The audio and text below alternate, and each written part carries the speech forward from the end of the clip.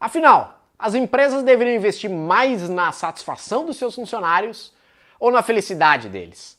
Embora a gente ache que são sinônimos e muitas vezes são usados, eles têm diferenças sutis com impacto enorme no dia a dia das organizações e das pessoas.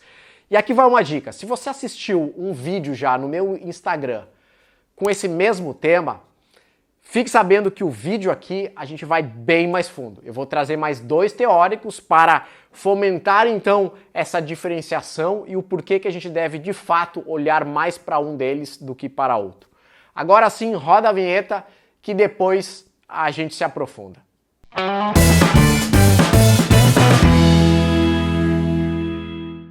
Vem comigo.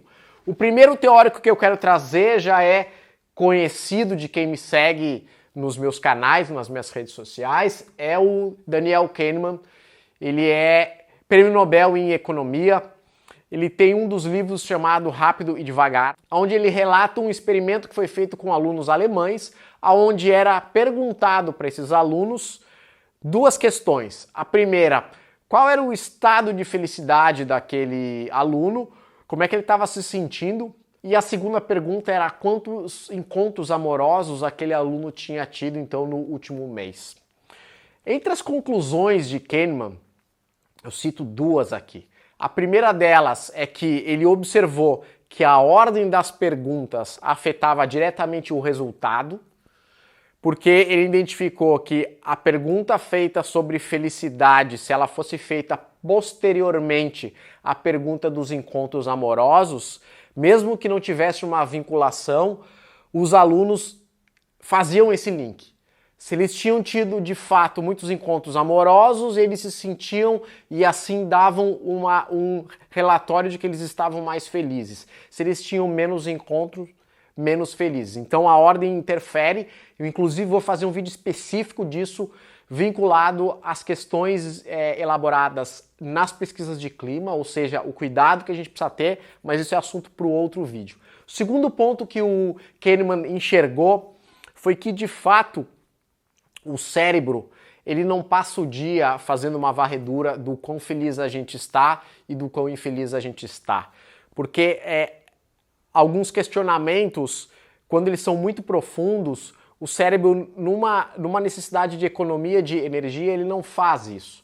E aí, quando você é questionado como é que você está se sentindo, o que o cérebro faz? Ele busca no que o Daniel chama de sistema 1, que é o sistema da parte do cérebro, então, muito mais vinculado ao instinto e às emoções, como é que está o estado daquele indivíduo naquele momento, ou seja, o seu humor, as suas emoções daquele momento interferem na sua avaliação de escala do quão feliz ele se sente e do quão infeliz ele se sente.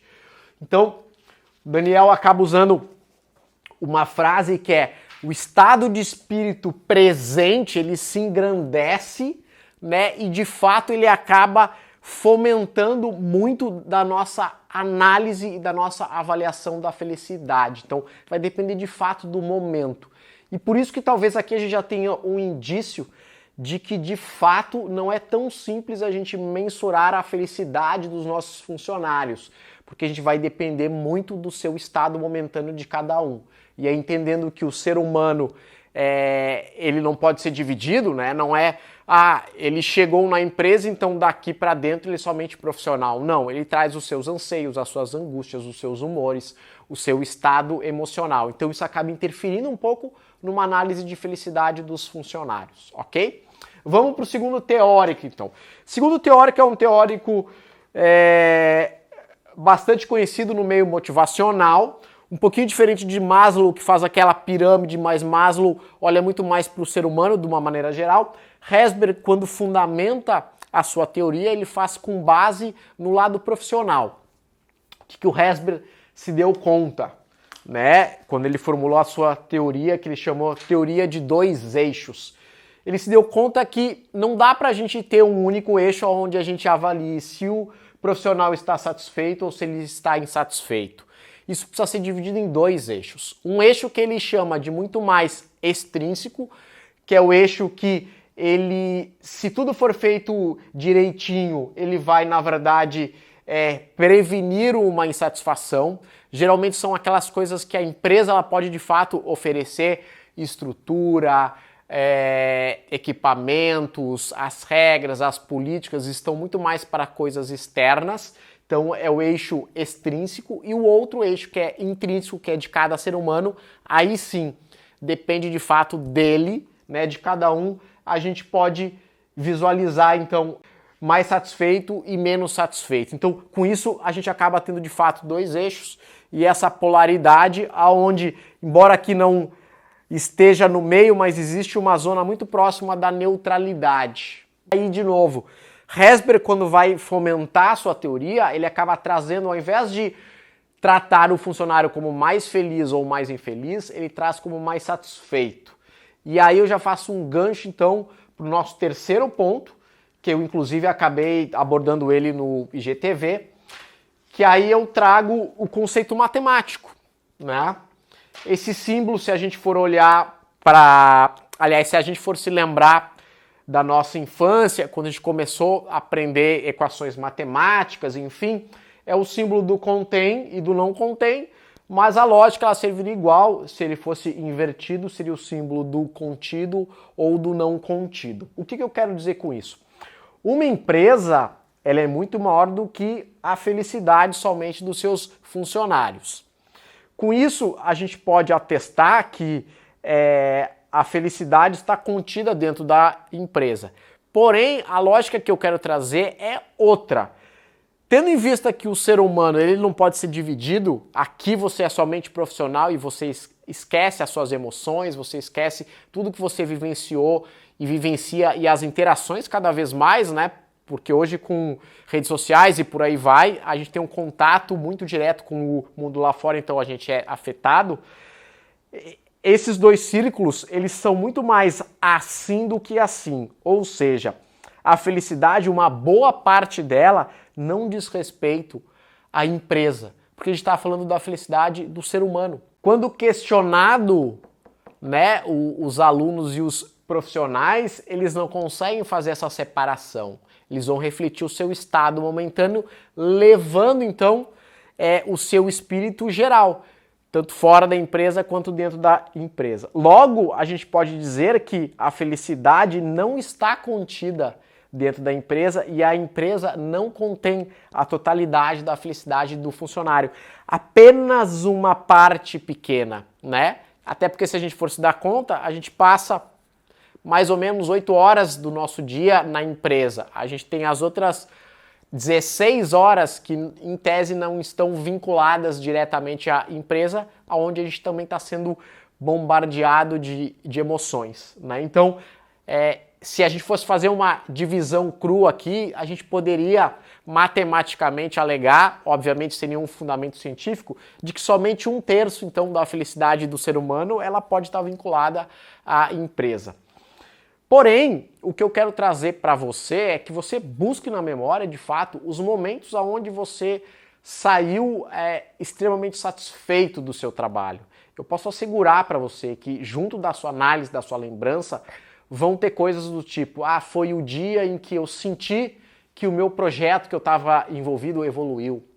Foi o dia que eu tive retorno sobre alguns trabalhos que eu tinha feito e aí, na verdade, fechou esse ciclo. Poxa, eu desenvolvi um trabalho, desenvolvi um projeto e eu tive retorno, então eu tive a clareza e a comprovação de que o que eu tinha feito realmente deu resultado. Foi o dia que provavelmente você teve relações cada vez mais produtivas com o seu líder, com os seus colegas, ou seja, está muito mais vinculado à satisfação. E eu não estou querendo fazer apologia que a gente não deva buscar a felicidade. Ao contrário, o que eu quero lançar de alerta é que sempre que a empresa se preocupar em criar ambientes e criar estruturas onde consiga, através do seu trabalho e do ambiente, promover a satisfação, indiretamente a gente está contribuindo com a parcela de felicidade daquele funcionário. O meu alerta também é que toda vez que a gente joga a lente somente na felicidade, cai sobre a empresa esse peso de responsabilidade muito grandiosa na felicidade daquele funcionário, entendendo que, poxa, de repente ele não está feliz naquele dia por causa de coisas externas, né? E aí fica esse peso enorme em cima da empresa. Então, realmente o meu alerta é que para você profissional que obviamente lida com isso, seja através do RH, seja através do Endomart, da comunicação interna e até você líder de uma maneira geral, você se preocupe realmente em muito mais promover a satisfação da sua equipe e dos seus funcionários do que ser um gerador de felicidade. E ao promover essa satisfação, tenha certeza que indiretamente você vai estar ajudando então cada um na busca dessa felicidade. A busca da felicidade é uma coisa muito individual de cada um, né? A gente pode sim criar um sistema que favoreça. A partir daí a gente assumir a posição que também a gente vai buscar a felicidade por esse funcionário, a gente está ignorando o nosso verbo clássico, né? Então, voltando lá no nosso começo, o verbo não está vinculado de ação à felicidade. A felicidade é um estado momentâneo. O verbo está vinculado à busca de se satisfazer, à satisfação em realizar algo. Ok? Se você gostou do vídeo, encaminha para alguém. Se você se lembrou de um líder, se você se lembrou de alguém, comenta, curte. Coloque aqui também nos seus comentários novos desafios que você tem, coisas que você quer ver do ponto de vista de Endomart, para que eu possa estar tratando nos novos materiais aqui.